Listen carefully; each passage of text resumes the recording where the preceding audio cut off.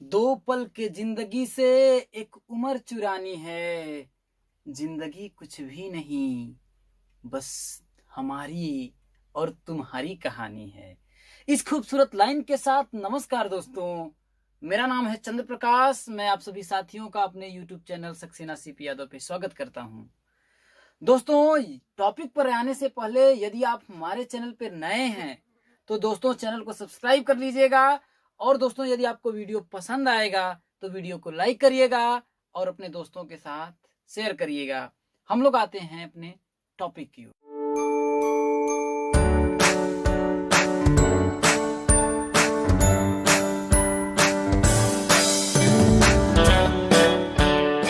तो जैसा कि दोस्तों आज हम आपका करवाएंगे डीएलएड परीक्षा द्वितीय सेमेस्टर जो 2019 में हुआ था पेपर, उस पेपर का आज हम आपको सॉल्यूशन देंगे। क्या करेंगे दोस्तों? सॉल्यूशन देंगे। तो धैर्य बना करके बैठ जाइएगा। यह वीडियो आपका लगभग 1 घंटे का होगा जब तक पेपर पूरा सॉल्व नहीं होगा। तो दोस्तों, जैसा कि आपका डीएलएड परीक्षा में पहला प्रश्न आपका क्या पूछा था वो आपके सामने है। पूछा था दोस्तों कि परिमेय संख्या -24/45 के समतुल्य संख्या है। तो दोस्तों, समतुल्य का मतलब होता है सम का। देखिए पहली बात, समतुल्य का मतलब समझ जाइएगा। तो समतुल्य का मतलब होता है, देखिए सम प्लस तुल्य। सम प्लस तुल्य, तो सम का मतलब होता है देखिए बराबर। सम का मतलब क्या होता है आपका? बराबर। और तुल्य का मतलब होता है तुलना में। तुल्य का मतलब क्या होता है? तुलना में। तो आपकी संख्या कितनी है दोस्तों? -24 कितना है? 45 है। कितना है आपका संख्या? -24/45। इतना आपका क्या है? संख्या है। तो ये -24/45 अगर हम काटें तो किससे कटेगा? देखिए 8 त्रिक का 24, 8 त्रिक का 24 और 15 तिया 45, यही कटेगा। यहाँ देखिए माइनस लगा तो लिख देंगे -8/15। तो दोस्तों यह देखेंगे कहीं आपके ऑप्शन में तो नहीं है। देखिए कहीं आपके ऑप्शन में है तो यह आपका देखिए 12/20, ये देखिए -8/15 है। -8/15, -8/15। तो आपका क्या हो जाएगा? ऑप्शन नंबर ये हो जाएगा। अगला क्वेश्चन ये है दोस्तों कि समीकरण x/4 + 10 = -4, तो x का मान होगा। क्या है आपका? x/4 + 10 = -4। तो आपको इस x का मान पूछा है तो हम क्या करेंगे? इस समीकरण को हल कर लेंगे। तो देखिए कैसे सॉल्व करेंगे। आपका क्या है दोस्तों? यहां पर लिखा है देखिए x/4 + 10 = कितना दिया आपका? -4 है। तो दोस्तों ये जो प्लस है आपका, ये प्लस है, इसको हम बराबर के उस साइड में ले सकते हैं, ले जा सकते हैं। तो हम लोग सॉल्व करेंगे तो क्या हो जाएगा आपका? देखिए x/4 बराबर है, यहाँ -4 है, ये 10 है, इधर आ जाएगा तो हो जाएगा -10।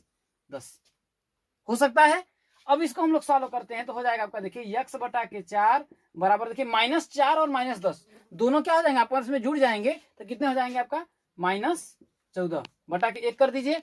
अब क्या करिए? इनका क्रॉस मल्टीप्लाई करिए। x का 1 में कर लीजिए और 4 का -14 में करिए। तो ये हो जाएगा देखिए x बराबर 14 का 4 में गुणा करेंगे तो हो जाएगा 14 चौके 56, तो हो जाएगा आपका -56, क्योंकि माइनस है तो x का मान कितना आ गया? -56। तो इसमें ऑप्शन नंबर आपका क्या हो जाएगा दोस्तों? देखिए यहाँ पर 56 दिया है लेकिन -56 भी दिया है, तो कौन सा हो जाएगा? ऑप्शन नंबर 1 हो जाएगा। आशा करता हूं समझ में आया होगा। अगला क्वेश्चन आपका क्या दिया है दोस्तों? अगला क्वेश्चन दिया है दोस्तों कि एक वर्ग जिसकी भुजा 1.6 मीटर है तो वर्ग का क्षेत्रफल होगा। क्या बोल रहा है दोस्तों? एक वर्ग है। तो दोस्तों वर्ग कैसा होता है? वर्ग में क्या होती है कि चारों भुजाएं क्या होती है आपकी? समान होती हैं। तो दोस्तों एक प्रकार से ये मान लेते हैं कि एक वर्ग है। ठीक, आपका मान लेते हैं, इसका नामकरण कर देते हैं ABCD। एक प्रकार का क्या है? आपका वर्ग है। इसकी एक भुजा आपका दिया है 1.6 है, ये दिया है। तो भाई जब वर्ग है तो इसकी सभी भुजाएं क्या हो जाएंगी? समान हो जाएंगी। ये भी 1.6 होगा, ये भी 1.6 होगा और ये भी 1.6 होगा। तो पूछ रहा है दोस्तों को वर्ग का क्षेत्रफल होगा। वर्ग का क्षेत्रफल होगा। तो दोस्तों हम लोग जानते हैं कि वर्ग का क्षेत्रफल क्या होता है? वर्ग का क्षेत्रफल क्या होता है? होता है दोस्तों भुजा का स्क्वायर। क्या होता है? भुजा का स्क्वायर। अब दोस्तों आपकी जो भुजा दिया है वो कितना दिया है आपका? 1.6 मीटर दिया है। 1.6 मीटर दिया है। इसमें क्या करेंगे हम दोस्तों? 1.6 का क्या हो जाएगा? Whole square. जब इसको हम लोग करेंगे तो दोस्तों हो जाएगा 36, 1 2, तो हो जाएगा आपका दोस्तों 2.56 वर्ग मीटर। जब इसको आप सॉल्व करेंगे तो आपका कितना आएगा? 2.56 वर्ग मीटर। तो इसमें देखिए आपका कौन सा है दोस्तों? ये हो जाएगा आपका, देखिए ये 2.56 वर्ग मीटर। ये मत सोच लीजिएगा कि 25.6 होगा, क्योंकि देखिए 1.6 का यदि मैं 1.6 में गुणा करूंगा तो हो जाएगा 6 36 के 6 कम 6 1 कितना हो जाएगा 36 9, यहाँ हो जाएगा 1 तो हो जाएगा यहाँ देखिए 6 और यहाँ 1 1 कम 1, जब सॉल्व करेंगे तो हो जाएगा 6 9 6 15 के 5 1 1 2। तो दोस्तों कितने अंक पे दशमलव होगा 1 2 2 अंक पे दशमलव 2.56 आ जाएगा। ठीक, चौथा क्वेश्चन क्या है आपका दोस्तों, कह रहा है इसमें देखिए सबसे छोटी सम अभाज्य संख्या है। तो दोस्तों आपके सबसे पहले हम लोग जानेंगे कि अभाज्य संख्या क्या होती है। दोस्तों अभाज्य संख्या के बारे में हम लोग जानते थे कि अभाज्य संख्या, तो दोस्तों अभाज्य संख्या के बारे में बताया था हमने कि अ का मतलब होता है नहीं, अभाज्य का मतलब क्या हो, विभाजित हो। मतलब ऐसी संख्या, कैसी संख्या, ऐसी संख्या जो एक तथा क्या हो स्वयं, जो क्या हो एक तथा स्वयं के अलावा किसी दूसरी संख्या से विभाजित ना हो। क्या हो, ऐसी संख्या जो एक तथा स्वयं के अलावा किसी दूसरी संख्या से विभाजित ना हो, उसे क्या बोलते हैं हम लोग, अभाज्य संख्या कहते हैं। जैसे अगर हम लोग 3 को ले लें तो यह संख्या 1 और 3 के अलावा आप इसे किसी और दूसरी संख्या से विभाजित ना कर सकें, नहीं कर सकते। लेकिन इसमें बोला है सबसे छोटी सम अभाज्य संख्या ज्ञात कीजिए, सम अभाज्य संख्या। तो दोस्तों ध्यान रखिएगा, 2 एक ऐसी संख्या है, क्या 2 एक ऐसी संख्या है जो क्या है, सम भी है और क्या है, एक अभाज्य संख्या है। क्योंकि 2 को 1 और 2 स्वयं के अलावा 2 है, तो 2 के अलावा आप किसी दूसरी संख्या से विभाजित नहीं कर सकते हैं। तो दोस्तों क्या हो जाएगा आपका, इसमें ऑप्शन नंबर क्या हो जाएगा आपका, 2 हो जाएगा।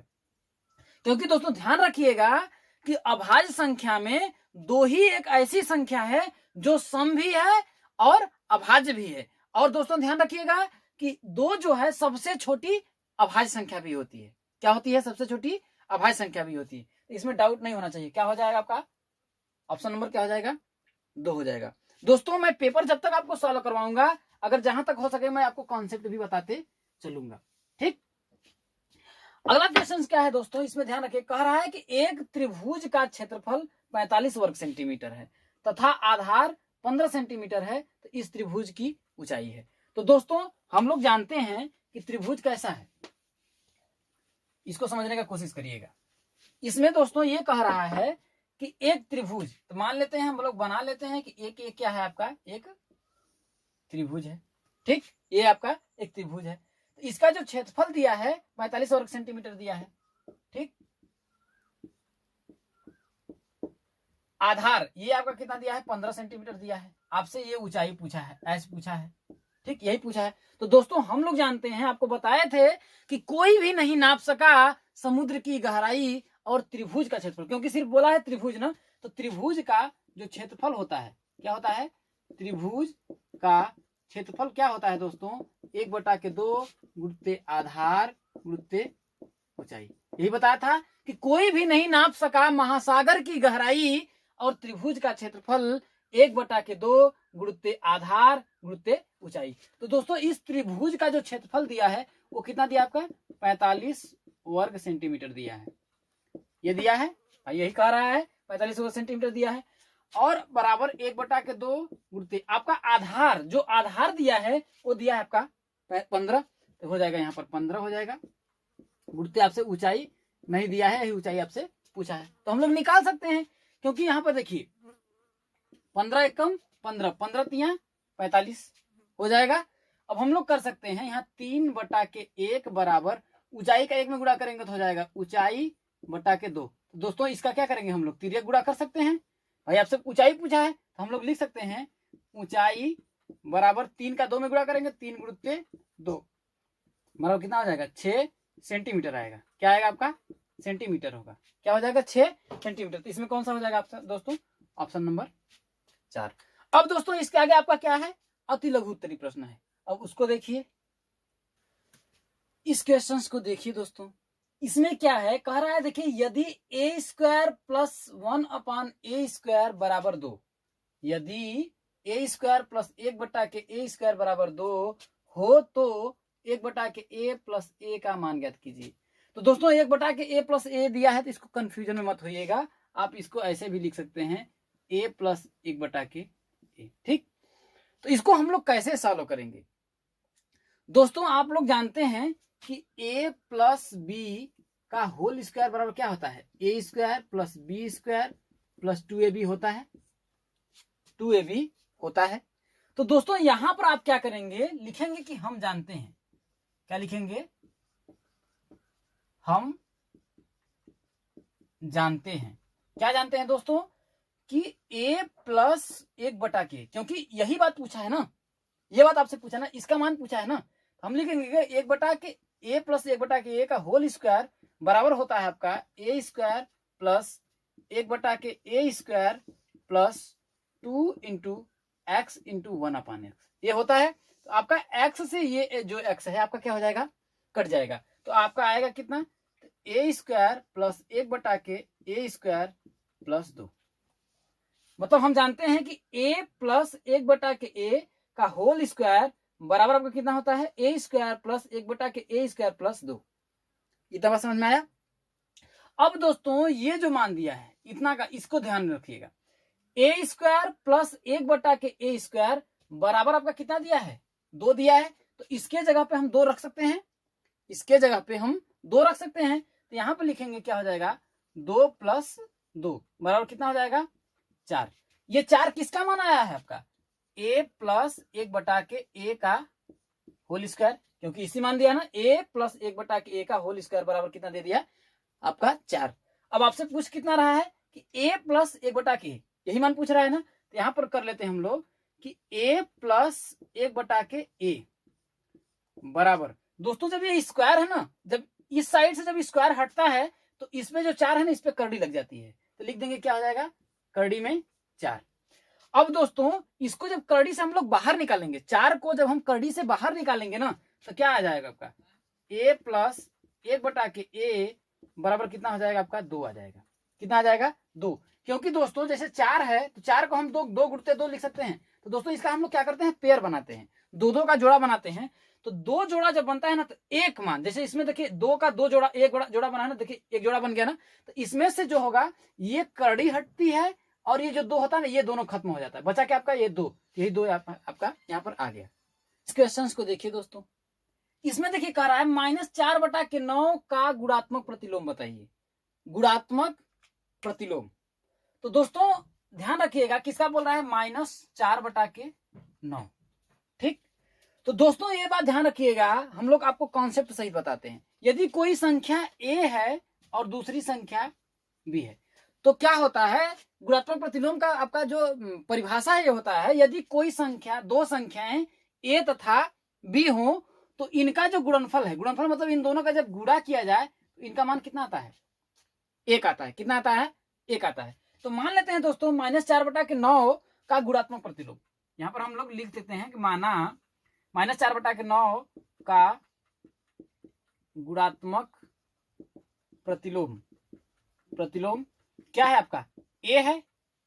मान लेते हैं कि -4/9 का गुणात्मक प्रतिलोम क्या है आपका, a है। तो दोस्तों इसके कंडीशन के अनुसार, इसके अनुसार यदि कोई संख्याएं, 2 संख्याएं हैं और उनका क्या होता है कि इन दोनों का आपस में गुणात्मक प्रतिलोम, मतलब संख्या a है और उसका गुणात्मक प्रतिलोम क्या है आपका, b है। तो इन दोनों का आपस में जब हम गुणा करेंगे तो मान कितना आएगा आपका, 1 आएगा। भाई संख्या कितना दिया है आपका, -4/9 है, और हमने माना है कि इसका गुणात्मक प्रतिलोम क्या है आपका, a है। जब हम a में इसका गुणा किए तो आपका मान कितना आ गया आपका, 1 आ गया। तो भाई हमने माना कि संख्या क्या है, a जो है उसका गुणात्मक प्रतिलोम है। तो भाई a का मान हम ज्ञात कर सकते हैं। तो भाई इसमें -4 का 1 में गुणा करेंगे तो क्या हो जाएगा, -4a/9 बराबर कितना हो जाएगा, 1। तो 9 का 1 में गुणा करेंगे, क्या करेंगे, 9 का 1 में गुणा करेंगे तो हो जाएगा -4, a बराबर कितना हो जाएगा, 9। तो a बराबर क्या हो जाएगा आपका, -9/4 इधर आ जाएगा। तो a का गुणात्मक प्रतिलोम क्या हो जाएगा, -9/4। दोस्तों आप लोगों को लगता होगा कि मैं बहुत बड़ा बता दिया, लेजी बता दिया, लेकिन जो मेन कॉन्सेप्ट है वही हमने बताया है। लेकिन अगर आपको साधारण में समझना है तो देखिए इसका एक लाइन में उत्तर, कि कोई भी संख्या होता है जो गुणात्मक प्रतिलोम जब होता है दोस्तों, क्या होता है, गुणात्मक प्रतिलोम होता है, यही संख्या क्या होती है, आपस में उल्टा हो जाती है। तो दोस्तों -4/9 है, तो ये क्या हो जाएगा आपका, हो जाएगा -9/4। इसका गुणात्मक प्रतिलोम क्या हो जाएगा, -9/4। जो हमने सॉल्व किया है। लेकिन दोस्तों जो लॉजिक आपका बेस जो आएगा, तो जो मैंने सॉल्व किया है वैसे ही आएगा। ठीक, आपको मैंने बेस बताया, लेकिन अगर डायरेक्ट आप करना चाहते हैं -4/9 का गुणात्मक प्रतिलोम क्या होगा, का गुणात्मक प्रतिलोम, गुणात्मक प्रतिलोम, तो क्या हो जाएगा दोस्तों, बस सीधे बस ये संख्या जो है 4/9 है, तो अंश जो है हर में चला जाएगा और हर जो है आपका हो जाएगा अंश में, क्योंकि गुणात्मक में ठीक उल्टा हो जाती है संख्याएं। ठीक, हो जाएगा -9/4। दोस्तों अगला क्वेश्चन देखिए, आपको इस क्वेश्चन को मैं 2-3 मेथड से बताऊंगा। ठीक, जो मेथड आपको समझ में आ जाएगा उसे समझिएगा। दोस्तों कह रहा है कि 5 पुस्तकों का मूल्य 7 पुस्तकों के मूल्य से ₹72 कम है। ठीक, तो कह रहा है एक पुस्तक का मूल्य ज्ञात कीजिए। ठीक, दोस्तों हम लोग मान लेंगे कि एक पुस्तक का आपका मूल्य पूछा है। किसका पूछा है? आपका एक पुस्तक का मूल्य। तो यहां पर हम लोग माना एक पुस्तक का मूल्य कितना है आपका? ₹1 है। यही बात बोला है कि एक पुस्तक का मूल्य ज्ञात करिए। तो दोस्तों कह रहा है तो 5 पुस्तकों का मूल्य कितना होगा? भाई एक पुस्तक का मूल्य X होगा तो 5 पुस्तक मूल्य कितना? 5 पुस्तक का मूल्य कितना होगा आपका? 5x होगा। अब आपका पूछ रहा है 7 पुस्तकों का मूल्य बताइए, तो क्या हो जाएगा आपका? देखिए 7 पुस्तक का मूल्य, 7 पुस्तक का मूल्य कितना हो जाएगा आपका दोस्तों? 7x हो जाएगा। अब देखिए प्रश्नानुसार, जैसे आपको पेपर में लिखना है वैसे मैं बता रहा हूं। प्रश्नानुसार दोस्तों इसमें क्या कहा है? देखिए 5 पुस्तकों का मूल्य, तो भाई लिख लेंगे 5 पुस्तक का मूल्य, 5 पुस्तक का मूल्य। ठीक, अब क्या कह रहा है दूसरा में? 7 पुस्तकों के मूल्य से, भाई 5 पुस्तकों का मूल्य 7 पुस्तकों के मूल्य से 72 कम है। यही कह रहा है ना, ₹72 कम है। तो हम लिख देंगे अगर 7 पुस्तक का मूल्य, 7 पुस्तक का मूल्य। दोस्तों ये कह रहा है 5 पुस्तक का मूल्य 7 पुस्तक के मूल्य, भाई इससे मूल्य से ये जो है आपका कितना कम है? 72 कम है। 72 कम है। यदि दोस्तों इस पुस्तक में 5 पुस्तक के मूल्य में यदि मैं 72 जोड़ देता, क्या करता? इसमें मैं 72 जोड़ देता तो ये दोनों पक्ष क्या हो जाते? आपके बराबर हो जाते। बराबर हो जाते कि नहीं हो जाते? क्योंकि ये कह रहा है भाई 5 पुस्तक का मूल्य 7 पुस्तकों के मूल्य से ₹72 कम है। तो भाई 5 पुस्तक का जो मूल्य है 7 पुस्तक के मूल्य से ये ₹72 ही कम है ना। तो भाई 5 पुस्तक में यदि मैं ₹72 जोड़ देता तो ये भाई 7 पुस्तक के मूल्य के बराबर हो जाता। या फिर कह रहा है ये जो ₹5 का जो है ₹72 कम है, भाई ₹72 कम है, तो या तो फिर 7 पुस्तक के मूल्य से मैं 72 घटा देता, या तो मैं इसमें 72 घटाऊं या तो मैं इसमें 72 जोड़ूं, तो दोनों पक्ष क्या हो जाएंगे? आपके बराबर हो जाएंगे। हो जाएंगे भाई, पक्ष हमने क्या किया? आपका बराबर कर दिया। अब दोस्तों क्या करिएगा आपका, लेकिन हमने देखा है 5 पुस्तक का मूल्य कितना दिया? आपका 5x दिया है। हो जाएगा 5x + 72 बराबर 7 पुस्तक का मूल्य हमने कितना लिखा है? 7x। भाई 7x, ये 5x जो है ये इसको इधर भेज दीजिए, इसको क्या करिए? इधर भेज दीजिए। तो जब भेजेंगे तो हो जाएगा आपका, देखिए 72 बराबर क्या है? 7x - 5x। दोस्तों यहाँ पर देखिए 7x में जब मैं 5x घटाऊंगा तो कितना होगा आपका? 2x होगा। भाई 2x बराबर कितना हो जाएगा आपका? कितना हो जाएगा आपका? देखिए 72 हो जाएगा। ये हो जाएगा आपका 72। तो भाई x का मान हम निकाल लेंगे। x बराबर कितना हो जाएगा? 72 बटा के 2 बराबर कितना हो जाएगा आपका? 36। कितना हो जाएगा? ₹36। और जबकि x हमने क्या माना है दोस्तों? एक पुस्तक का मूल्य, एक पुस्तक का मूल्य। तो भाई ये एक पुस्तक का मूल्य क्या है? x है। और x का मान कितना आपका? 36 आ गया। एक पुस्तक का मूल्य कितना हो जाएगा आपका? 36 हो जाएगा। एक और तरीका देखिए दोस्तों, इसी प्रश्न को सॉल्व करने का एक और तरीका देखिए। ठीक दोस्तों, यहां पर समझने की कोशिश करिएगा कि भाई इसमें बोला है 5 पुस्तकों का मूल्य 7 पुस्तकों के मूल्य से ₹72 कम है।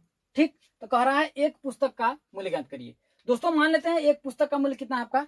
x है। ठीक, अब भाई तब दोस्तों 5 पुस्तक का मूल्य कितना हो जाएगा आपका? भाई 5 पुस्तक का, भाई 5 पुस्तक का मूल्य कितना हो जाएगा आपका?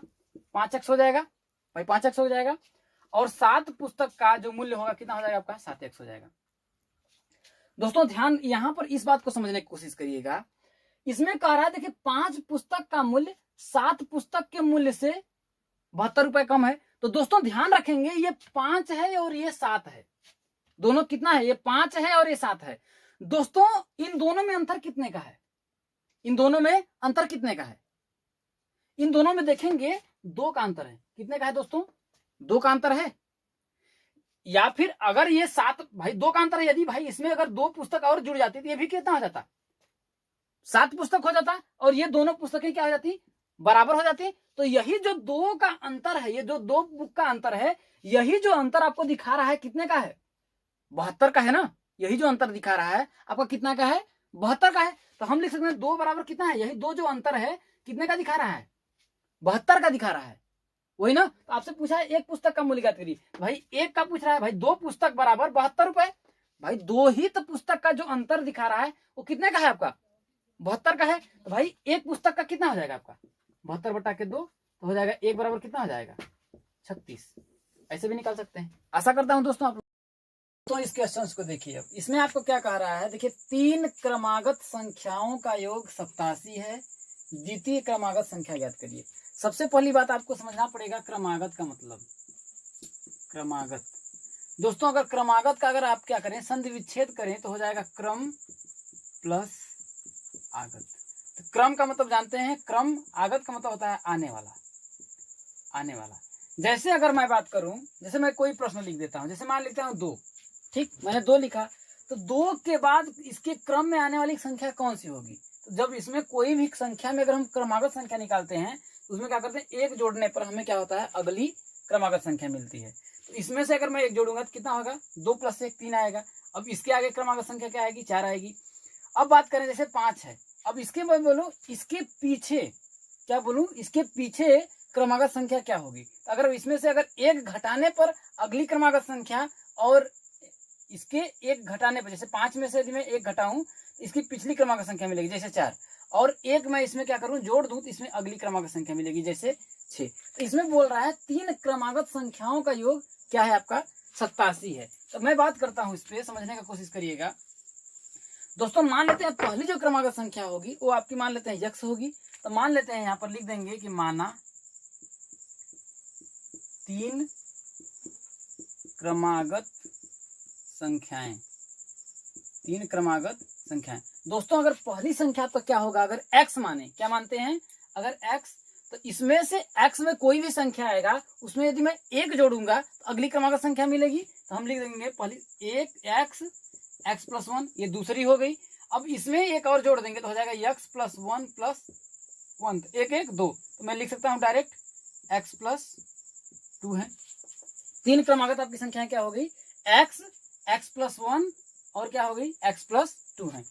अब इसके आगे क्या कह रहा है, देखिए 3 क्रमागत संख्याएं तो हो गई। अब इनको जब जोड़ा गया, जब इन तीनों संख्याओं को जोड़ा गया तो आपको योगफल क्या मिला, आपका 87 मिला। तो मान लेते हैं प्रश्नानुसार,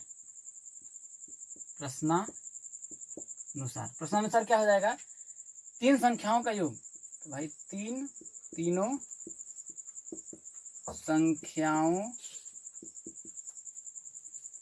संख्याओं का योग बराबर आपका कितना हो जाएगा, 87 दिया है। तो तीनों संख्याएं क्या आपके, देखिए x है पहली, दूसरी x + 1 है और तीसरी x + 2 है। तो हो जाएगा आपका देखिए x + 1 + x + 2 बराबर कितना हो जाएगा आपका, 87। दोस्तों 2 यहाँ पर है और 1 3 है। यहाँ देखिए 1x 2x 3x, तो हो जाएगा आपका 3x + 3 बराबर कितना हो जाएगा आपका, 87। समझ में आया होगा।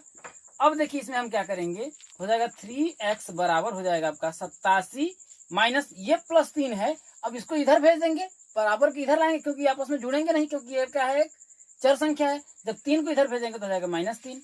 तो ये हो जाएगा आपका देखिए 3x बराबर, अगर 87 में से मैं 3 को घटाऊंगा अब आएगा कितना, 84 आएगा। कितना आएगा आपका, 84 आएगा।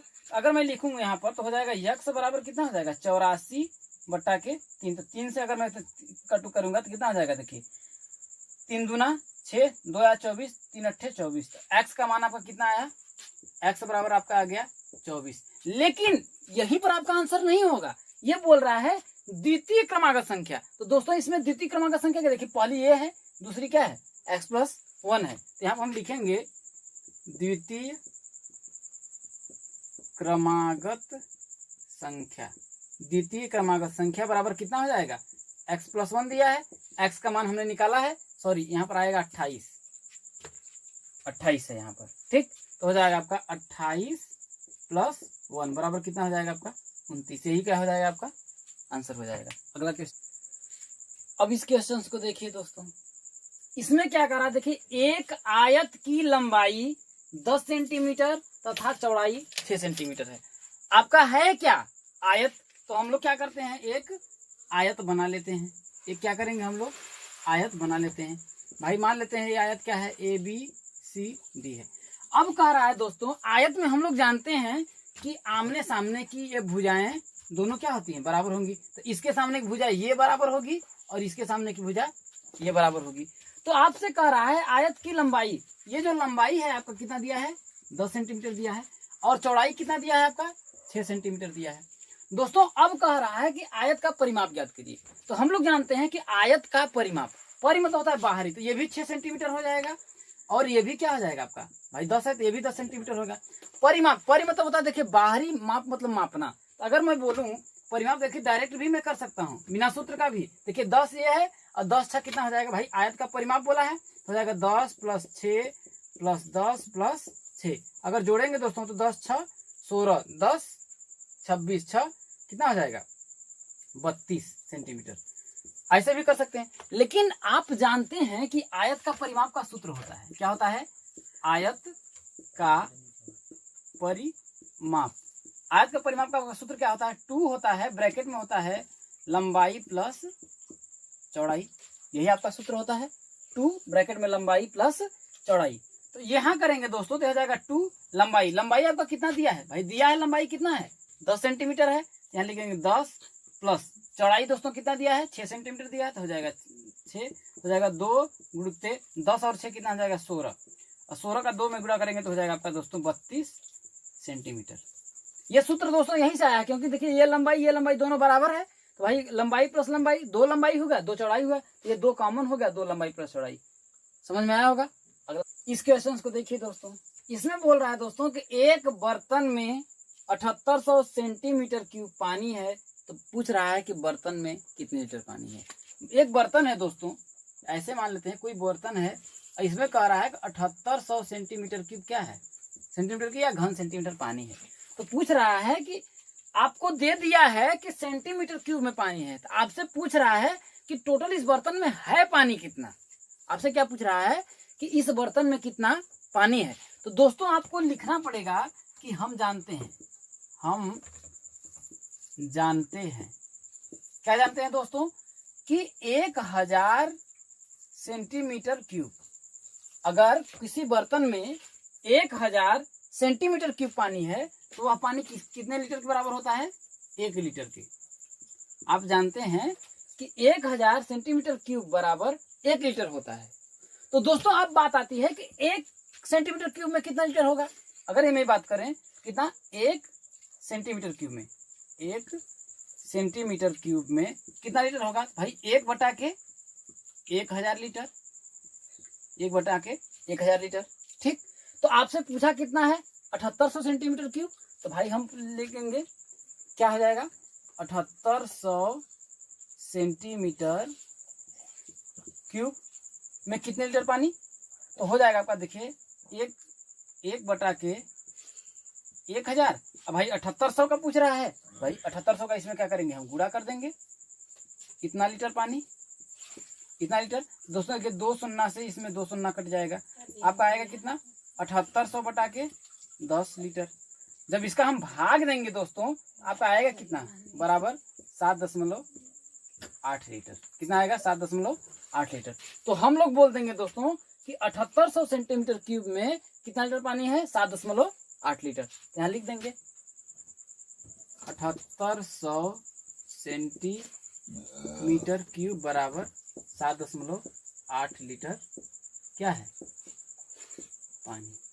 यही क्या हो जाएगा दोस्तों, आपका आंसर हो जाएगा। आशा करता हूँ आप लोगों को समझ में आया होगा। अब इसके बाद आपका क्या है दोस्तों, लघु उत्तरी प्रश्न है। क्या है आपका, लघु उत्तरी प्रश्न है।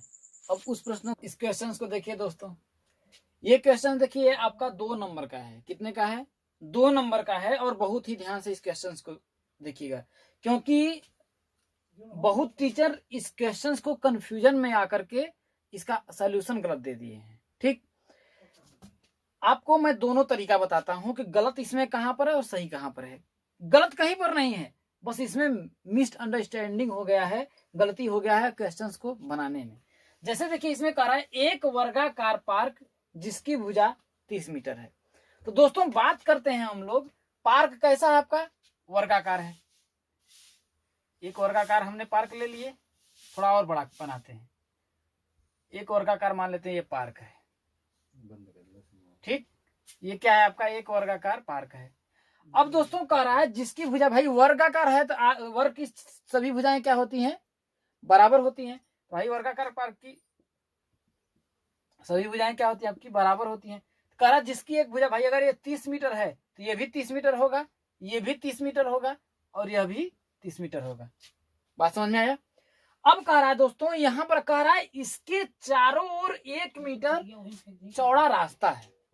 अब दोस्तों क्वेश्चंस इसमें ये नहीं बताया है कि इसके अंदर, इसमें ये नहीं बताया है कि इसके अंदर की ओर 1 मीटर चौड़ा रास्ता है। बस इसने बोला कि इसके चारों ओर 1 मीटर चौड़ा रास्ता है। तो दोस्तों आप बताइए, अपने से बताइए, मैं खड़ा हूं, अब हम बोले कि हमारे चारों ओर 1 मीटर चौड़ा, मैं यहाँ पे खड़ा हूं, मेरे चारों ओर 1 मीटर चौड़ा रास्ता है, तो क्या मेरे पेट के अंदर रहेगा कि या फिर बाहर रहेगा, या फिर मेरे चारों ओर एक मीटर कपड़ा क्या गया है, लपेटा गया है। तो बात समझने की कोशिश करिएगा। तो इसका जो रियल फिगर बनेगा आपका क्या बनेगा, भाई इसमें बोला है कि इसके चारों ओर 1 मीटर चौड़ा रास्ता है, तो भाई 1 मीटर चौड़ा रास्ता इधर भी बनेगा, 1-1 मीटर चारों ओर से बना रहा है, तो 1-1 मीटर आपका क्या है, चौड़ा रास्ता बन गया, ठीक। बात समझने की कोशिश करिए, कितना है आपका, 1 मीटर है, भाई 1 मीटर चौड़ा रास्ता है। अब कह रहा है दोस्तों कि पार्क में 2 रुपए प्रति वर्ग मीटर है, क्या है, प्रति वर्ग मीटर की दर से घास लगवाने का क्षेत्र क्या है, खर्च ज्ञात करिए। दोस्तों यहां पर कंफ्यूजन इसमें यह दे दिया है कि यदि अब भाई सिर्फ इस पार्क की बात कर रहा है, भाई इस पार्क की बात कर रहा है, अगर हम यहां से करें आपका तो निकाल सकते हैं ना पार्क का क्षेत्रफल। भाई पार्क का क्षेत्रफल, तो पार्क कैसा है आपका, वर्गाकार है, तो क्या हो जाएगा, भुजा का स्क्वायर। तो हम लोग कर देंगे भुजा का स्क्वायर, तो बराबर आपका क्या हो जाएगा, भाई एक साइड दिया है आपका 30 हो जाएगा, हो जाएगा सिर्फ 30 का स्क्वायर। तो यहाँ आपका आ जाएगा 900, 900 आ जाएगा, 900 क्या आएगा आपका, वर्ग मीटर आएगा पार्क का क्षेत्रफल। लेकिन दोस्तों इसमें बोला है कि पार्क में 2 रुपए प्रति वर्ग मीटर की दर से घास लगवाने का खर्च ज्ञात करिए। तो दोस्तों इस पार्क का जो टोटल एरिया कितना है आपका, 900 वर्ग मीटर। अब इसमें बोल रहा है कि 2 रुपए प्रति वर्ग मीटर, मतलब कि 1 वर्ग मीटर का कितने रुपए लग रहा है, 2 रुपए लग रहा है। तो दोस्तों 900 वर्ग मीटर का क्या आएगा, 900 वर्ग मीटर क्या आएगा आपका, 2 गुणित 900 बराबर कितना आ जाएगा आपका, 1800 रुपए। इसका जो रियल आंसर होगा आपका ये होगा। लेकिन दोस्तों अगर आप परीक्षा में अगर इसको ऐसे करते हैं तो आपका गलत माना जाएगा, क्योंकि इसमें है सही लेकिन आपको नंबर नहीं मिलेगा। क्योंकि दोस्तों इसमें जो दिया है 1 मीटर चौड़ा रास्ता है, बताइए इसका आपको कोई मीनिंग और कोई अर्थ निकला, कोई मीनिंग और इसका अर्थ नहीं निकला ना इस आधार पर, क्योंकि इसने जो पूछना चाहा है उसमें इसमें नहीं मिलेगा। आपको मैं बताता हूं उसमें क्या है, गलती कहां पर हुई है। आपको ऐसे करेंगे तब आपको नंबर मिलेगा, समझिएगा दोस्तों। इसमें बोल रहा है देखिए कि एक वर्गाकार पार्क जिसकी भुजा 30 मीटर है, ठीक। तो भाई मान लेते हैं कि एक वर्गाकार आपका पार्क हो गया, एक आपका वर्गाकार मान लेते हैं, ये पार्क मान लीजिए वर्गाकार है। अब इसकी एक भुजा कितनी है दोस्तों, 30 मीटर है, ठीक, क्या है 30 मीटर है। भाई इसका नामकरण हम कर देते हैं ABCD, ठीक। अब कह रहा है दोस्तों इसके चारों ओर, यहां पर इसको जानते हैं क्या करना चाहिए था, इसके अंदर चारों ओर, क्या इसके अंदर चारों ओर 1 मीटर चौड़ा रास्ता है। तो दोस्तों अब कह रहा है इसके प्रश्न में आप जानते हैं क्या पूछा गया है, कह रहा है कि ये जो पार्क है ना, ये जो पूरा पार्क है ना, इस पार्क के अंदर चारों ओर, इस पार्क के अंदर क्या कह रहा है कि चारों ओर 1 मीटर रास्ता चौड़ा रास्ता है। प्रश्न में आपका ये बोला है, लेकिन यहाँ पर आपको देखने पर क्या है आपका अधूरा है। तो दोस्तों हम बात करते हैं, भाई 1 मीटर ये हो गया, 1 मीटर ये हो गया, 1 मीटर ये हो गया, 1 मीटर ये हो गया, और यहां से यहां तक 1 मीटर हो गया। तो अब बोल रहा है दोस्तों भाई ये तो चौड़ा रास्ता हो गया, अब हम बात करते हैं, अब कह रहा है दोस्तों इसके आगे देखिए, पार्क में 2 रुपए प्रति वर्ग मीटर की दर से घास लगाने का खर्च ज्ञात कीजिए। तो दोस्तों ये जो रास्ता है, इस रास्ते पर तो आपका घास लगेगा नहीं, अब लगेगा कहां पर, इस वाले एरिया में। तो इस एरिया को, यदि इस क्षेत्रफल को अगर हम निकाल लें तो आपका क्या आ जाएगा, क्षेत्रफल निकाल करके उसमें 2 का गुणा कर देंगे तो आपका आंसर आ जाएगा। तो दोस्तों इसमें हम लोग क्या करेंगे, देखिए 1 मीटर भाई टोटल आपका अगर यहां से देखा जाए तो लंबाई कितना है आपका, 30 मीटर है, समझने की कोशिश करिएगा दोस्तों। लेकिन ये कह रहा है भाई यहां से यहां तक की जो आपकी लंबाई थी 30 मीटर थी, अब कह रहा है इधर से देखिए ये जो एरिया हुआ 1 मीटर है, ये जो एरिया हुआ 1 मीटर है, ये भी जब कवर आपका कर लिया तो जब भाई अब आपका बचा कितना है, ये एरिया बचा। तो अगर हम 30 में से आपका 1 घटाएंगे तो 30 माइनस 1, क्योंकि हमें इसका सिर्फ क्षेत्रफल निकालना है ना, ये जो पार्क, ये जो आपका एरिया है, क्योंकि इसी में घास आपका लगेगा, तो 30 माइनस 1। लेकिन दोस्तों यहाँ पर 1 मीटर इसका कम किए, लेकिन इधर भी देखिए, इधर से भी देखिए 1 मीटर कम किया गया है ना, 1 मीटर इधर से भी कम किया गया है, तो हो जाएगा 30 माइनस, फिर माइनस 1 कर देंगे तो हो जाएगा 30 माइनस माइनस 2 बराबर आपका कितना आ जाएगा, 28 आ जाएगा। 28 आ गया है, ये आपका क्या आ गया, चौड़ाई आ गया। अब देखिए अगर हम लोग बात करते हैं, आपका ये आ गया, अब हम लोग बात करते हैं इसकी, बात करते हैं इसकी चौड़ाई की, क्या बात करते हैं, आपकी चौड़ाई की बात करते हैं। तो दोस्तों ये टोटल आपका क्या है, वर्गाकार है, तो 30 ये भी है, इधर है।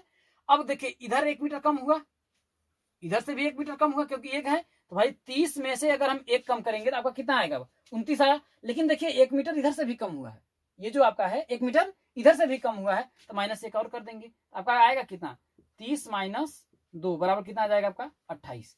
तो लंबाई भी आपका 28 आया, और क्या आ गया आपका, चौड़ाई भी 28 आया। तो अब हम लोग करेंगे कि क्षेत्रफल, तब इस पार्क का क्षेत्रफल निकाल लेंगे, यहाँ पर लिखेंगे पार्क का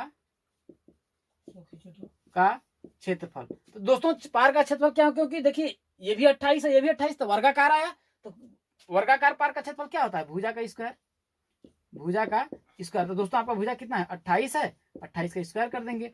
जब इसका आपस में गुणा करेंगे तो हो जाएगा आपका 28 में, जब हम आप 28 का गुणा करेंगे तो आपका आएगा कितना, 28 का 28 में गुणा कर लीजिए, तो हो जाएगा 8 8 64 के 4 हासिल 6 8 दूना 16 6 22 8 दूना 16 2 दूना 4 1 5, तो ये हो जाएगा देखिए 4 6 2 8 5 2 7, 700 कितना आएगा आपका, 784 वर्ग मीटर, कितना आया। ये तो दोस्तों आपका ये टोटल जितना ये जो पूरा एरिया है जिसमें घास लगा है उसका क्षेत्रफल आपका आया कितना, 784 वर्ग मीटर। लेकिन इसमें बोल रहा है कि देखिए 2 रुपए प्रति वर्ग मीटर की दर से घास लगवाना है ना।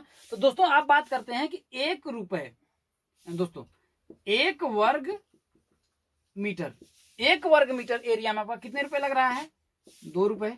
तो दोस्तों आपका कितना है 784, तो 784 वर्ग मीटर में कितना लगेगा, तो 2 गुणते कितना हो जाएगा, 784, 784 गुणा कर देंगे तो आपका आएगा कितना, 4 दूना 8 8 दूना 16 7 दूना 14 1 15, 1568 रुपए लगेगा दोस्तों, कितना आएगा, 1568 रुपए आएगा। रियल में आपका आंसर ये होगा। दोस्तों यहाँ पर बस थोड़ा सा क्वेश्चन में मिसअंडरस्टैंडिंग हो गई है, तो ये क्वेश्चन आपको समझ में आया होगा। अगला क्वेश्चन देखिए, इस क्वेश्चन को देखिए दोस्तों, इसमें देखिए क्या कह रहा है कि यदि a प्लस बी बराबर 12 तथा a माइनस बी बराबर 2, तो a square minus B square का मान ज्ञात कीजिए। दोस्तों इस क्वेश्चन को आप 2 तरीके से सॉल्व कर सकते हैं। क्या कर सकते हैं, 2 तरीके से सॉल्व कर सकते हैं। दोनों तरीका मैं आपको बताता हूं। जैसे दोस्तों आपका कह रहा है कि a प्लस बी बराबर कितना दिया आपका 12, इसको समीकरण नंबर 1 मान लीजिए, और a माइनस बी बराबर कितना दिया है, 2 दिया है, इसको समीकरण नंबर 2 मान लीजिए। ठीक, अब आपसे क्या बोल रहा है कि a square minus B square का मान ज्ञात कीजिए। तो दोस्तों किसका मान पूछा है, a square minus B square का। दोस्तों इसका एक फॉर्मूला होता है, इसका फॉर्मूला आपका क्या होता है a प्लस बी और a माइनस बी, ये आपका फॉर्मूला होता है। दोस्तों a प्लस बी का मान कितना दिया है आपका, 12 दिया है, कितना दिया है 12, और a माइनस बी का मान कितना दिया है आपका, 2 दिया है, 2 हो गया। 12 में 2 का गुणा करेंगे तो हो जाएगा आपका 24। ये तो आंसर हो गया, एक तरीका होगा। दूसरा तरीका दोस्तों, यहां से यदि मैं a और b का मान ज्ञात कर लें, जैसे इन दोनों का अगर मैं जोड़ दूं तो b से b आपका कैंसिल हो जाएगा, जोड़ेंगे तो हो जाएगा 2a बराबर कितना हो जाएगा, 12 2 14, तो a बराबर कितना हो जाएगा आपका 7, a बराबर कितना हो जाएगा आपका 7। a का मान हम क्या करें, किसी में रख दें, समीकरण 1 में रख दें भाई, a का मान समीकरण 1 में रखने पर, जब हम इसमें रखें दोस्तों क्या है आपका a प्लस बी बराबर कितना दिया है आपका 12। a का मान जब हम 7 इसमें रखेंगे तो हो जाएगा 7 प्लस b बराबर कितना हो जाएगा आपका 12। तो b बराबर कितना हो जाएगा आपका 12 माइनस 7, तो b बराबर कितना हो जाएगा आपका 5। अब दोस्तों आपसे पूछा कि इसका a square minus B square, तो भाई a square minus B square, भाई a का मान हमने निकाला है कितना आपका आया है 7, तो हो जाएगा देखिए इसके जगह लिख देंगे 7 का स्क्वायर माइनस b का मान हमने निकाला कितना आएगा आपका 5 आया, हो जाएगा 5 का स्क्वायर। तो 7 का स्क्वायर करेंगे तो कितना हो जाएगा आपका 49 माइनस 5 का स्क्वायर करेंगे तो हो जाएगा 25, जब घटाएंगे तब आएगा 24। समझ में आया होगा। अगला क्वेश्चन देखिए, इस क्वेश्चन को देखिएगा दोस्तों। क्वेश्चन देखिए बहुत ही आसान है, बस आपको लॉजिक बस समझ में आना चाहिए। देखिए इसमें कह रहा है, देखिए एक न्याय पंचायत में 3x + 2 ग्राम सभाएं हैं। दोस्तों ग्राम सभाएं कितना है, ग्राम सभा कितना है दोस्तों 3x + 2। अब दोस्तों यदि प्रत्येक ग्राम सभा में इतने मतदाता हों, मतदाता कितने हैं प्रत्येक ग्राम सभा में मतदाता, प्रत्येक ग्राम सभा में मतदाता कितने हैं आपके दोस्तों x² + 3x + 6। तो दोस्तों कह रहा है कि यदि x बराबर 2 हो तो कुल मतदाताओं की संख्या, तो दोस्तों कुल मतदाताओं की संख्या हो जाएगा आपका देखिए कुल मतदाताओं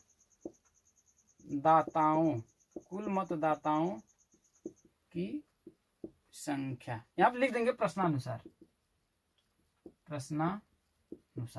कुल मतदाताओं की संख्या बराबर हो जाएगा दोस्तों कुल ग्राम सभा गुरुत्व प्रत्येक ग्राम सभा में मतदाता, प्रत्येक ग्राम सभा में मतदाता। घबराने की कोशिश मत करिएगा। देखिए कुल ग्राम सभा का कितना है, देखिए 3x + 2 है, 3x + 2। और प्रत्येक ग्राम सभा में मतदाता कितने हैं आपके, प्रत्येक ग्राम सभा में मतदाता कितने हैं, देखिए प्रत्येक ग्राम सभा में मतदाता कितने हैं आपके x² + 3x + 6। ठीक, तो इन दोनों का जब हम गुणा कर देंगे तो हमारा मान आ जाएगा। लेकिन यहां पर आपको कंफ्यूजन हो रहा होगा कि हम इसका गुणा क्यों कर रहे हैं। सपोज मान लेते हैं दोस्तों कि हम लोगों का एक गांव है, एक मान लेते हैं ये गांव है, क्या है हम लोगों का एक गांव है, यही बोल रहा है ना एक पंचायत में इतना गांव है। हम मान लेते हैं कि हमारे ग्राम सभा में एक गांव है और उसमें कितने हैं 20 घर हैं, कितने हैं मान लेते हैं आपके 20 घर हैं। समझिएगा मैं लॉजिकली आपको बता रहा हूं, हमारे यहाँ एक गांव है और उस गांव में 20 घर हैं। दोस्तों समझने की कोशिश करिएगा। और कह रहा है प्रत्येक जितने घर हैं प्रत्येक घर में आपके कितने लोग हैं 25 लोग हैं। प्रत्येक घर में कितने, प्रत्येक घर में कितने लोग हैं 25 लोग हैं। तो टोटल कितने लोग हुए, टोटल कितने लोग हुए, तो घर कितना है दोस्तों, तो पूरे हर एक में 20 में हम क्या करेंगे 25 का गुणा कर देंगे तो जो मान आएगा आपका कितना आएगा 500 आएगा। समझ में आया होगा।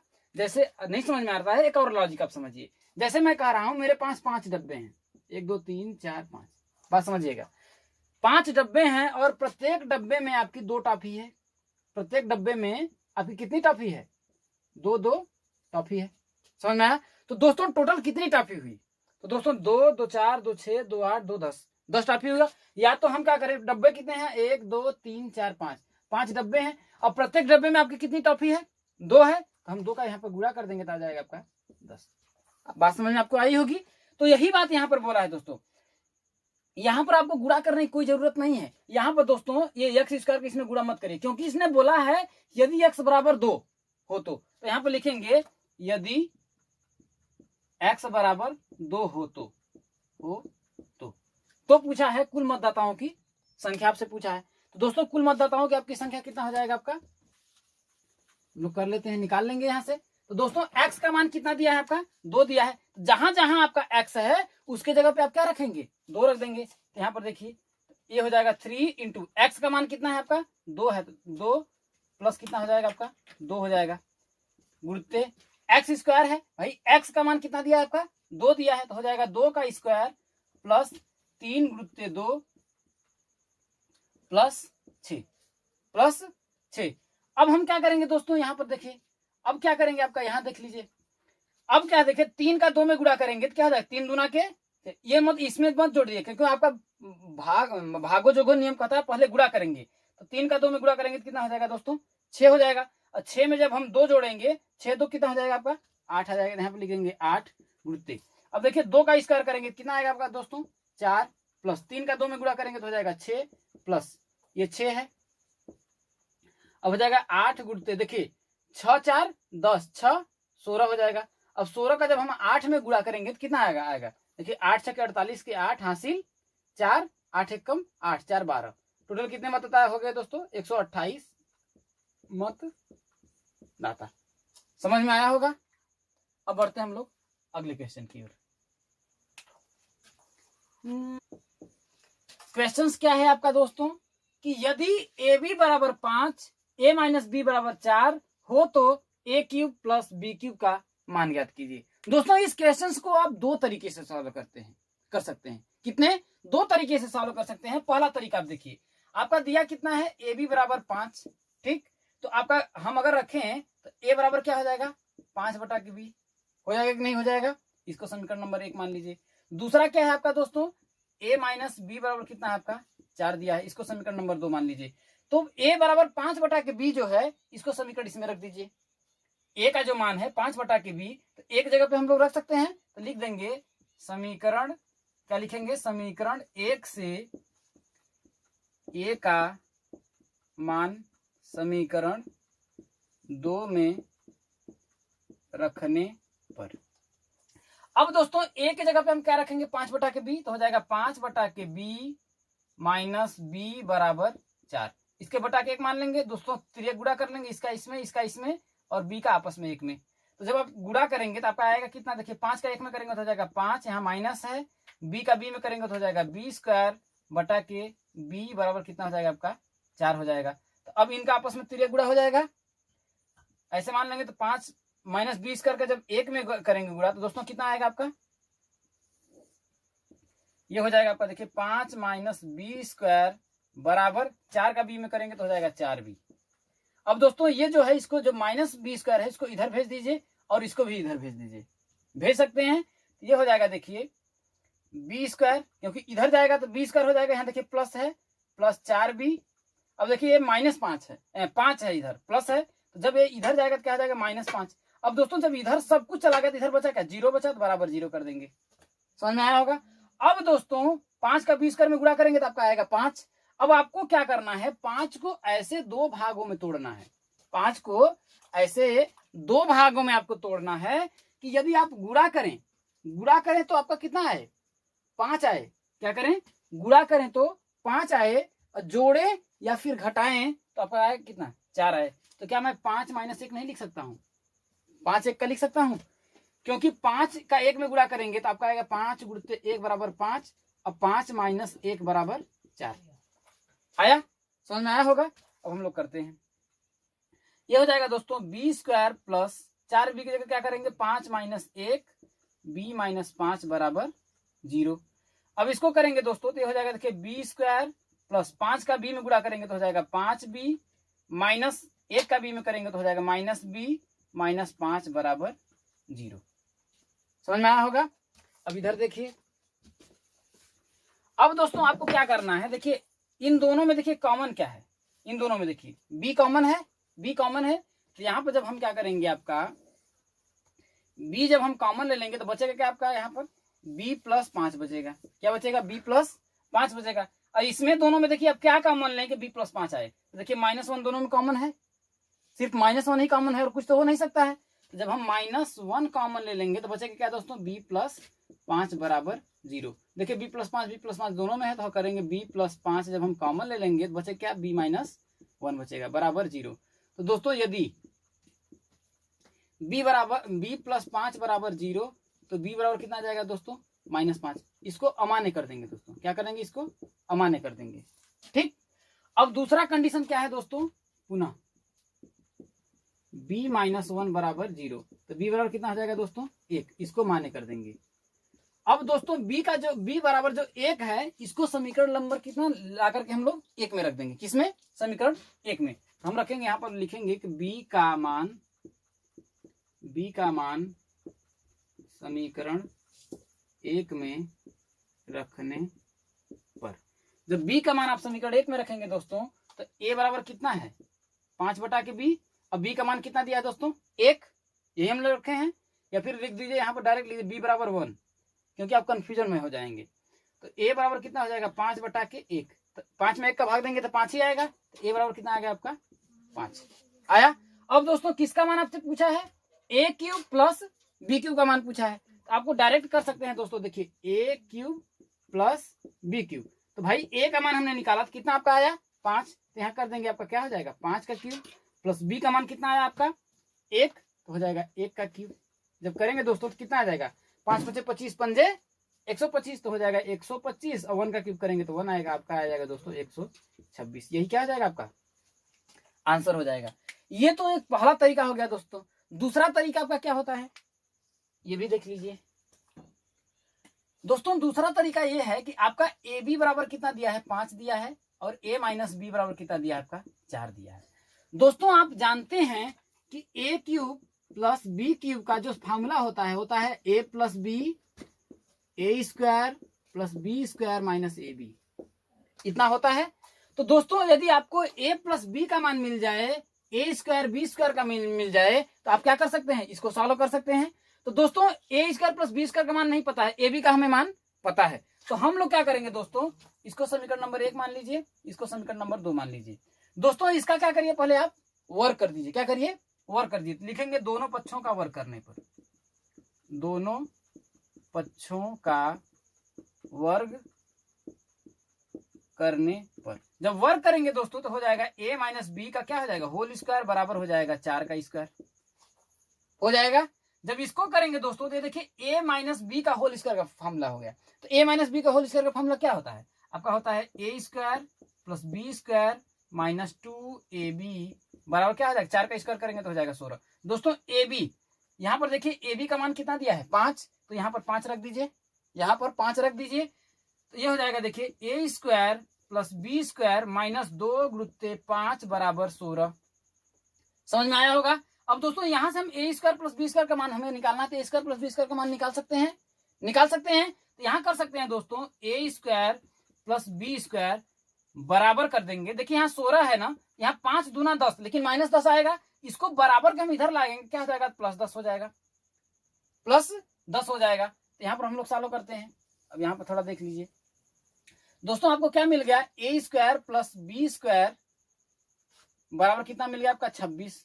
ठीक, इसको समीकरण नंबर क्या मान लीजिए 3 मान लीजिए। समझ में आ रहा होगा। अब हम क्या करेंगे दोस्तों, लेकिन अभी आपको किसका a प्लस बी का मान नहीं मिला, अभी आपको a प्लस बी का मान नहीं मिला। तो इसको और थोड़ा अगर आगे हम जोड़े दोस्तों तो ये कर सकते हैं। देखिए a square plus B square, यदि इसमें 2ab और माइनस 2ab जोड़ दें तो कोई दिक्कत नहीं होगा। अब आपको समझ में आएगा इसको हम जोड़े क्यों हैं, इसको हम लोग जोड़े क्यों हैं, हमने यहाँ पर पूर्ण वर्ग बना करके किया है। ठीक दोस्तों, तो दोस्तों यदि हम देखें तो यहाँ से यहाँ से आपका यहाँ तक अगर देखें तो आपका a प्लस बी का होल स्क्वायर का फॉर्मूला है, a प्लस बी का होल स्क्वायर का फॉर्मूला है।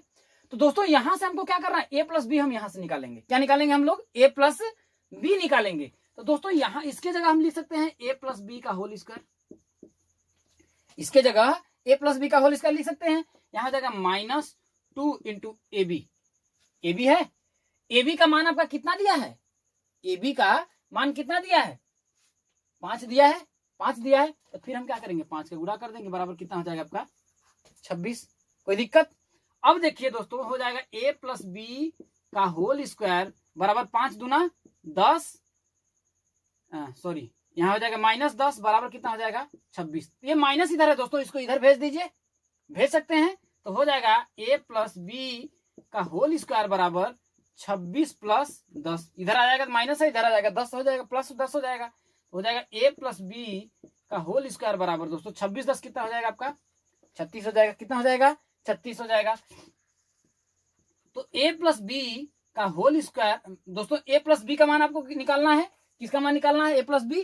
तो दोस्तों हम जानते हैं कि जब ये स्क्वायर इधर से हटेगा तो इस पे क्या हो जाता है, कड़ी चढ़ जाती है, कड़ी लग जाती है। तो दोस्तों हम यहाँ करेंगे तो हो जाएगा ए प्लस बी बराबर आपका कितना निकलेगा, आ जाएगा आपका 6। कितना आ जाएगा आपका, 6 आ जाएगा दोस्तों। अब दोस्तों आपको ए प्लस बी का भी मान निकल गया, इसको समीकरण नंबर 4 मान लीजिए। आपको ए प्लस बी का भी मान मिल गया, ए प्लस बी का भी मान मिल गया, ए स्क्वायर बी स्क्वायर का भी मान मिल गया, ए स्क्वायर बी स्क्वायर का भी मान मिल गया, और ए बी का मान आपको दिया ही है।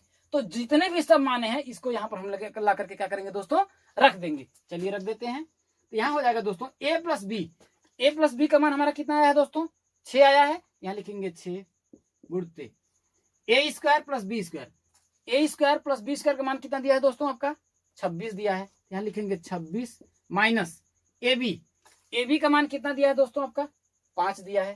चलिए यहाँ पर 5 रख देते हैं। आपका हो जाएगा दोस्तों 6 गुणते 26 में से 5 करेंगे तो हम दोस्तों आ जाएगा 21 का जब 26 में गुणा करेंगे तो 21 छक 126 होता है दोस्तों। ये क्या हो जाएगा, आपका आंसर हो जाएगा। उम्मीद करता हूं दोस्तों आप लोगों को दोनों क्वेश्चन दोनों तरीके से समझ में आया होगा। आपको जैसे सॉल्व करना चाहिए, ये भी मेथड से समझ में आए ये मेथड से कर लीजिए, और वो मेथड जो पहले बताया हूं उससे समझ में आए उससे कर लीजिए। अगला क्वेश्चन देखिए दोस्तों। इस क्वेश्चन में क्या कह रहा है दोस्तों कि एक घनाकार लकड़ी के टुकड़े का आयतन 264 घन सेंटीमीटर है। यदि टुकड़ा 8 सेंटीमीटर लंबा 6 सेंटीमीटर चौड़ा तो उसकी ऊंचाई ज्ञात करिए। दोस्तों हम लोग जानते हैं कि है कैसा, आपका घनाकार है, आपका कैसा है, घनाकार है। अब दोस्तों इसमें यह कह रहा है कि टुकड़े की जो लंबाई है आपका कितना दिया है, ये 8 सेंटीमीटर दिया है, चौड़ाई आपका कितना दिया है, 6 सेंटीमीटर दिया है। अब आपका ये ऊंचाई आपसे पूछ रहा है, एच आपसे पूछ रहा है। तो दोस्तों ये है कैसा, घनाकार है, घनाभ है। तो दोस्तों हम लोग जानते हैं कि घनाभ का आयतन, किसका, घनाभ का जो आयतन होता है, ये घनाभ का आयतन, भाई घन का आयतन दिया है, घनाकार लकड़ी के टुकड़े का आयतन। तो यहाँ पर लिख देंगे दोस्तों कि घनाकार लकड़ी के टुकड़े का आयतन कितना दिया है दोस्तों, 264 घन सेंटीमीटर घन सेमी। दोस्तों ये घनाकार मतलब ये घनाभ दिया है, क्या दिया है आपका, घनाभ। तो इसका जो आयतन होता है दोस्तों आपका होता है लंबाई गुणित चौड़ाई गुणित ऊंचाई बराबर कितना दिया है दोस्तों, 264 घन सेंटीमीटर की या सेमी घन सेंटीमीटर की। ठीक। अब दोस्तों आपका लंबाई दिया है, लंबाई आपका कितना दिया है, 8 सेंटीमीटर दिया है, 8। चौड़ाई कितना दिया है दोस्तों, 6 सेंटीमीटर दिया है, और आपका ऊंचाई नहीं दिया है, आपका ऊंचाई नहीं दिया है, आपसे ऊंचाई पूछा है 264 दिया है। तो क्या आप ऊंचाई नहीं निकाल सकते हैं, ऊंचाई निकाल सकते हैं, क्योंकि डायरेक्ट हम क्या करेंगे, ऊंचाई आपसे पूछा है तो हो जाएगा बराबर 264, ये सब जो है गुणा में है इधर आ जाएंगे तो भाग में हो जाएगा, तो हो जाएगा 8 गुणित 6। इसका भाग दे दिया दोस्तों, 8 त्रिका 24, 2 आया, 8 त्रिका 24, 8 त्रिका 24, 2 हुआ, 2 26, 8 त्रिका 24। अब इसको कट करेंगे दोस्तों तो आपका आएगा कितना, देखिए इसको कट करेंगे तो हो जाएगा आपका, देखिए 2 3 6, 2 3 6, 11 3 33। आपका आएगा कितना दोस्तों, 11/2 सेंटीमीटर। ऊंचाई जो आपकी आएगी कितनी आएगी, 11/2 सेंटीमीटर। समझ में आया होगा। या फिर अगर इसको दशमलव में अगर लाना है तो ऊंचाई कर देंगे दोस्तों, एक हो जाएगा 2 5 10, 1 11 हो जाएगा 5.5 सेंटीमीटर। आसान है। अगला क्वेश्चन देख लीजिए दोस्तों। इस क्वेश्चन में आपसे क्या पूछ रहा है दोस्तों, देखिए कह रहा है एक रेलगाड़ी 120 मीटर लंबे प्लेटफॉर्म को 12 सेकंड में पार कर लेती है। कोई रेलगाड़ी है, किसी 120 मीटर लंबा प्लेटफॉर्म है, उसको 12 सेकंड में पार कर लेती है, तथा एक खंभे को 2/2/5 सेकंड में पार कर लेती है। तो आपसे पूछा क्या है, रेलगाड़ी की लंबाई तथा रेलगाड़ी की चाल किमी प्रति घंटा में ज्ञात कीजिए। ठीक। अब दोस्तों हम लोग सॉल्व करते हैं।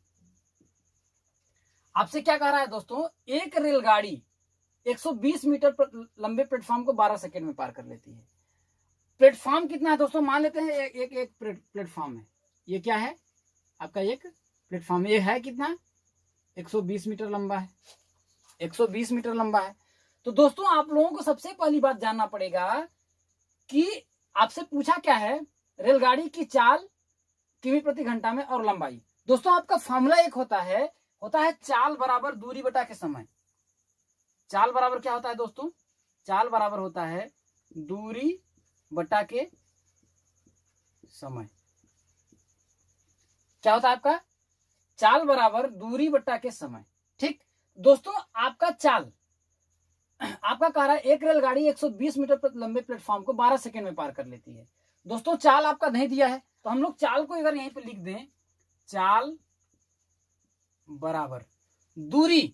दोस्तों प्लेटफॉर्म को 120 मीटर प्लेटफॉर्म को वो पार कर कितने सेकंड में कर रही है, 12 सेकंड में।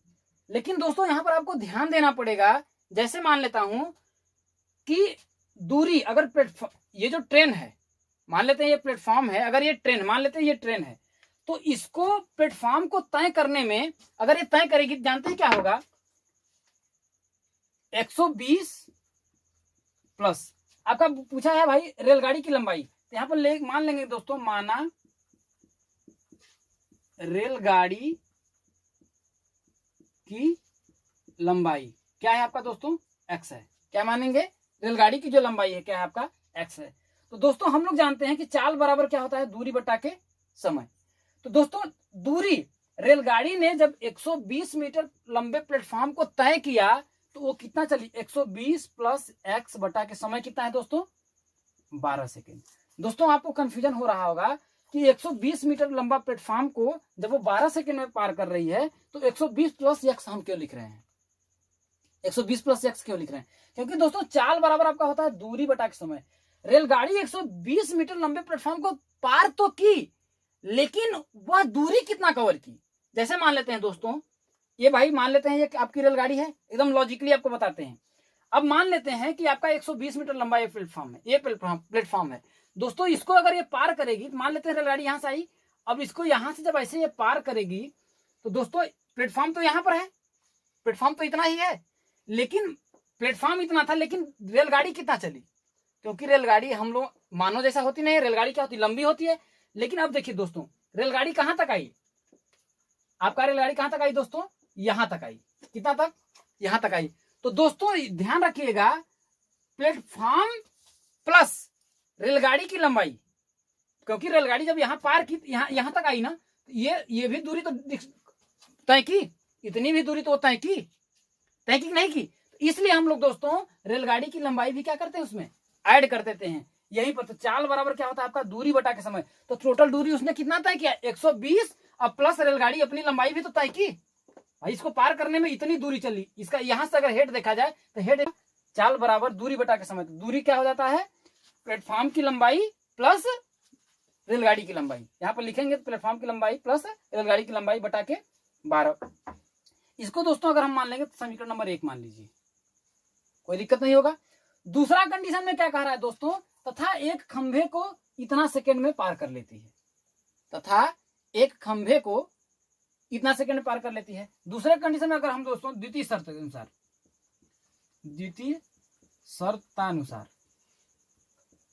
ये आपका क्या था दोस्तों, प्रथम शर्त था, प्रथम शर्त। अब दोस्तों अब यहां पर भी लिखेंगे तो चाल बराबर क्या हो जाएगा, दूरी हो जाएगा x बटा के समय। कितना ले रहा है दोस्तों, 2 सही 2 बटा के 5। अगर 2 सही 2 बटा के 5 ले रहा है, 2 सही 2 बटा के 5 ले रहा है, इसको हम करेंगे तो कितना आता है, 5 दूना के 10 दू 12, 12 बटा के 5 लिया, कितना लिया आपका 12 बटा के 5 क्या लिया, सेकंड लिया, ये समय है। तो दोस्तों x बटा कितना हो जाएगा आपका, 12 बटा के 5। अब आप बोलेंगे यहां पर जब आप भाई एक खंभे को जब पार कर रही है, जब एक खंभे को पार कर रही है तो यहां पर अपनी दूरी क्यों नहीं कवर कर रही है। तो दोस्तों ध्यान रखिएगा, खंभा आपका कैसा होता है, खंभा एक ऐसा सीधा होता है। अब मान लेते हैं दोस्तों, अब इसको खंभे को जब वो पार की, खंभे को पार करना कर रही है 12 बटा के 5 सेकंड में, या 2 सही 2 बटा के 5 सेकंड में। जब इसको दोस्तों अगर पार करेगी तो देखिए यहां से ऐसे आ गई। अब दोस्तों इसमें क्या होता है, खंभा कैसा होता है, लंबा होता है, ऊंचा होता है। खंभा क्या होता है, ऊंचा होता है। प्लेटफॉर्म क्या होता है आपका, लंबा होता है। तो सिर्फ अपनी ही तो दूरी तय की। अगर मान लेते हैं रेलगाड़ी है, यहां से यहां तक गई तो सिर्फ क्या किया, अपनी ही तो दूरी तय किया। और रेलगाड़ी की दूरी कितनी थी आपकी, यहां तक अगर आई कितना था, x ही। तो अपनी ही दूरी तो तय किया, तो इसलिए यहाँ पर लिखा है हमने एक्स। एक्स क्या है आपका? रेलगाड़ी की लंबाई बटा कितना आ जाएगा? 5 बटा के 12 बटा के 5। तो जब इसको करेंगे दोस्तों तो यहाँ क्या करेंगे, तो चाल बराबर, यहाँ पर लिखिए चाल बराबर, ये दोस्तों 12 बटा के 5 क्या है? देखिए यहाँ पर भाई भागे में है, तो जब इसको हम गुणा में चेंज करेंगे तो हो जाएगा देखिए यक्स बटा के 1, और जो 12 बटा के 5 जो है जब गुणा में चेंज हो जाएगा दोस्तों तो क्या हो जाएगा आपका? 5 बटा के 12। क्या हो जाएगा दोस्तों आपका? 5 बटा के 12। तो चाल बराबर कितना आ जाएगा आपका? चाल बराबर कितना आ जाएगा? 5x बटा के 12। समीकरण नंबर इसको मान लेंगे, क्या मान लेंगे दोस्तों? 2 मान सकते हैं, समीकरण नंबर 2 मान सकते हैं। तो दोस्तों देखिए यहाँ चाल बराबर इतना बटा के x है। समीकरण 1 और 2 से क्या करेंगे दोस्तों? देखा जाए ये अगर बायां पक्ष बराबर है तो दायां पक्ष भी बराबर होगा, बायां पक्ष बराबर ही है तो दायां पक्ष भी बराबर होगा। यहाँ पर देख लीजिए, इसको समझने की कोशिश करिएगा। तो दोस्तों यहाँ पर जो चाल है ना, इस चाल का जो मान है समीकरण 2 से यहाँ पर समीकरण 1 में रख देंगे, क्योंकि चाल बराबर 5x बटा 12 है, यहाँ पर ही 5x बटा 12 हम लिख देंगे। तो यहाँ पर लिख देंगे दोस्तों चाल, यहाँ पर लिख देंगे आपका क्या हो जाएगा आपका? कि समीकरण 2 का मान समीकरण 1 में रखने पर दोस्तों यहाँ पर क्या है आपका? चाल बराबर 120 बटा के x है। भाई ये चाल है, चाल है, ये चाल का मान कितना दिया है? 5x बटा के 12। तो यहाँ लिख देंगे 5x बटा के 12 बराबर 5x बटा के 12 बराबर कितना हो जाएगा दोस्तों? आपको कितना है? 120 प्लस x बटा कितना हो जाएगा? 12। 120 प्लस x बटा के कितना हो जाएगा आपका? 12। दोस्तों इस 12 से ये जो आपका 12 है क्या हो जाएगा आपका? कट जाएगा, कट जाएगा। अब दोस्तों जब कट जाएगा तो देखिए यहाँ 5x बराबर है 120 प्लस x, ये x इधर आ जाएगा तो दोस्तों कितना आ जाएगा? 4x बराबर 120। तो x बराबर कितना हो जाएगा दोस्तों? 120 बटा के 4। तो x बराबर कितना हो जाएगा दोस्तों? 30 मीटर। क्या इतना हो जाएगा? 30 मीटर। x क्या माना था हमने? रेलगाड़ी की लंबाई। तो 30 मीटर हो गया। अब लेकिन दोस्तों आपसे पूछ रहा है कि उसकी चाल ज्ञात कीजिए, उसकी चाल, वो भी किसमें ज्ञात करना पूछना है? किलोमीटर प्रति घंटा में। तो दोस्तों इसको हम लोग मिटा, x का मान आपका 30 दिया है तो हम क्या करेंगे? चाल आपसे पूछा है तो लिख सकते हैं, देखिए चाल बराबर 5 गुणित x का मान कितना है आपका दोस्तों? 30 है, बटा के 12 है, 12 कर देंगे तो ये हो जाएगा आपका। देखिए चाल बराबर, इसको करेंगे तो हो जाएगा कट, कुछ कट हो जाएगा, देखिए इसमें कुछ कटेगा, अगर इसमें कट करेंगे तो हो जाएगा, देखिए यहाँ पर 6 आएगा, यहाँ पर आएगा आपका 15। तो 15 पचे 75 बटा कितना जाएगा आपका? 6 आएगा। इसमें भी कुछ कट करेगा, हो जाएगा 25 3 75, 2 3 6। तो आपका चाल कितना आया आपका? 25 बटा के 2। लेकिन ये क्या है आपका? मीटर प्रति सेकंड में है। किसमें है आपका? मीटर प्रति सेकंड में है। लेकिन आपसे पूछा किसमें है? चाल आपसे पूछा किसमें है? किलोमीटर प्रति घंटा में है। तो दोस्तों ध्यान दीजिएगा, जब चाल अगर हम किलोमीटर प्रति घंटा में अगर आपका ज्ञात करेंगे उसमें 18 बटा के 5 का हम क्या करते हैं? गुणा कर देते हैं। किसका करते हैं? 18 बटा के 5 में। तो यहाँ हो जाएगा चाल बराबर 25 बटा के 2 गुणते 18 बटा कितना हो जाएगा आपका? 5। क्या हो जाएगा? किमी प्रति घंटा। क्या करेंगे? किमी प्रति घंटा। देखिए आपका कट जाएगा, देखिए 5 पचे 25, 2 1 कम 2, 2 9 18, 9 पचे कितना हो जाएगा? 9 का 5 में करेंगे तो हो जाएगा 45 किलो किमी प्रति घंटा। समझ में आया होगा दोस्तों? ये जो क्वेश्चन है आपको आशा करता हूं समझ में आया होगा। अब इस प्रश्नावली का अंतिम क्वेश्चन देखिए क्या है।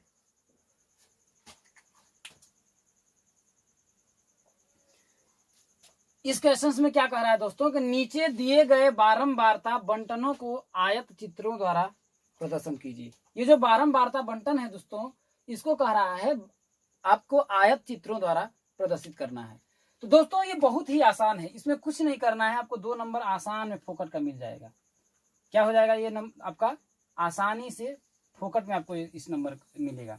दोस्तों इसमें क्या करना है? आपको 2 अक्ष बनाना, ये XH हो जाएगा और ये क्या हो जाएगा आपका? YH हो जाएगा। अब दोस्तों इसमें क्या करना है? देखिए 0 से 10 में ये आपका जो होता है 0 होता है, ठीक। यहाँ पर आपको बस कुछ नहीं करना है, ये 10 कर देना है, 20 30 40 50, 60, 60 तक दिया है इसमें आपका, 60 तक दिया है, आप 60 तक कर लेंगे। इसके बाद इसका मैक्सिमम कितना दिया है दोस्तों, 20 तक दिया है, 20 तक दिया है, तो आप लोग क्या कर लेंगे कि 20 तक आप बना लेंगे। ठीक, जैसे 5-5 का कॉलम बना लीजिए, क्या करिए 5-5 का कॉलम बना लीजिए। जैसे देखिए 5, 10, 15, 20, ये हो गया। अब आपको कह रहा है देखिए 0 से 10 में आपको, 0 से 10 में कितना है आपका 2 है। इस 5 को 5 खाने में बांट कर सकते हैं, 1 2 3 4 5। अब आपको क्या कर रहा है 0 से 10, 0 के 10 से 20 में कितना आपको 2 चलना है। यहाँ देखिए 1 2, यहां से यहां तक क्या करेंगे आप ऐसे ड्रा कर लेंगे, समझ में आया। इसके बाद कह रहा है दोस्तों 10 से 20, देखिए 10 से 20 में कितना है आपका 8। तो देखिए 5 है, 6 7 8 9, 8 यहां तक आया है। तो यहां से दोस्तों 8 के सामने ऐसे खींचेंगे और यहां से सामने इसको क्या करेंगे आप मिला देंगे। ये देखिए आपका आया चित्र बन रहा है। अब देखिए दोस्तों 20 से 30 में कितना कह रहा है 15। तो दोस्तों 15 यहाँ पर है, तो 15 के सामने तक यहाँ तक ले जाइए और कहाँ तक आपको करना है ऐसे बना लेना है। आपको कह रहा है 30 से 40, 30 से 40 के बीच में कितना है दोस्तों 20। तो 30 से 40 में आप क्या करेंगे ऐसे करेंगे और यहाँ तक मिला लेंगे। अब 40 से 50 तक कितना है दोस्तों 16। तो दोस्तों 40 से 50 देखिए 15 है, एक यहाँ कर लेंगे 16। तो इससे थोड़ा सा ऊपर आपको क्या करना है ऐसे आकर के मिला देना है। अब क्या करना है दोस्तों 50 से 60, 50-60 में तो कितना है 6। देखिए 5 है, 5 के थोड़ा सा ऊपर 6 होगा, यहां तक मान लेते हैं ये आपका ये है। ये हो गया आपका दोस्तों आयत चित्र। ये क्या हो गया आपका आयत चित्र। तो दोस्तों आपका डीएलएड परीक्षा द्वितीय सेमेस्टर जो 2019 में एग्जाम हुआ था, यही सब आपको क्वेश्चंस दिए थे। तो दोस्तों आप लोगों को यदि मैंने जो क्वेश्चनों को सॉल्व करवाया है, कहीं पर भी आपको प्रॉब्लम होता है तो आप क्या करिए हमें कमेंट करके जरूर पूछिएगा, क्योंकि मेरी मेहनत आपको सार्थक होनी चाहिए। आपको चाहे जैसे भी हो मैं आपको समझा के रहूंगा। मैं अगले वीडियो में जो आपको नहीं समझ में आया क्वेश्चन फिर से मैं आपको बताने की कोशिश करूंगा, लेकिन आपको नहीं समझ में आया तो आप प्लीज कमेंट जरूर करिएगा। दोस्तों यदि आप हमारे चैनल पर नए हैं तो दोस्तों चैनल पर नए होंगे तो सब्सक्राइब कर लीजिएगा और अपने दोस्तों मित्रों के साथ शेयर करना मत भूलिएगा। और वीडियो यदि पसंद आया है दोस्तों तो वीडियो को लाइक करिएगा। फिर मिलेंगे दोस्तों हम अगले वीडियो में ऐसे ही कुछ और पेपर को लेकर के या फिर अपने टॉपिक को लेकर के। तब तक के लिए दोस्तों अपना ख्याल रखिए, बाय बाय।